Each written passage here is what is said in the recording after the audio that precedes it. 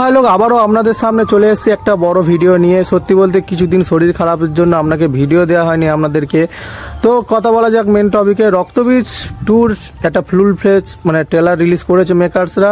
টিজারটা আগেরবারে টিজারটা আমাকে অতটা ইমপ্রেস করেনি, বাট ট্রেলারটা আমাকে যথেষ্ট ইমপ্রেস করেছে বন্ধুরা।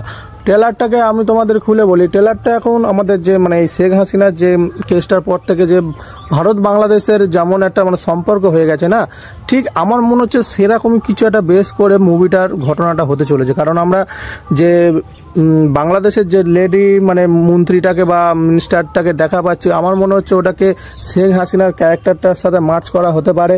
তো এখানে আবির আবার দেখছিলাম, আবির আবার তো মানে বাংলাদেশেও যেতে চাইছে, বাংলাদেশের অনেক কিছু সিন টিনও আছে।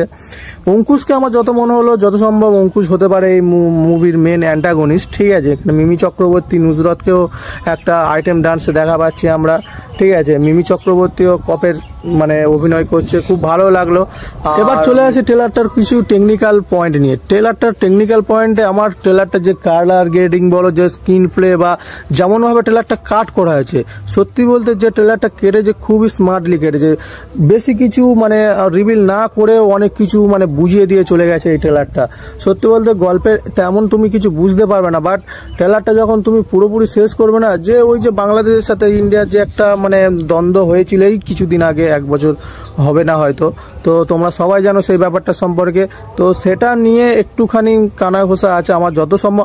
এটা আমার থিওরি, নিজের পার্সোনাল থিওরি। তোমাদের কার কি মনে হয় তোমরা নিশ্চয়ই আমাকে জানাতে পারো।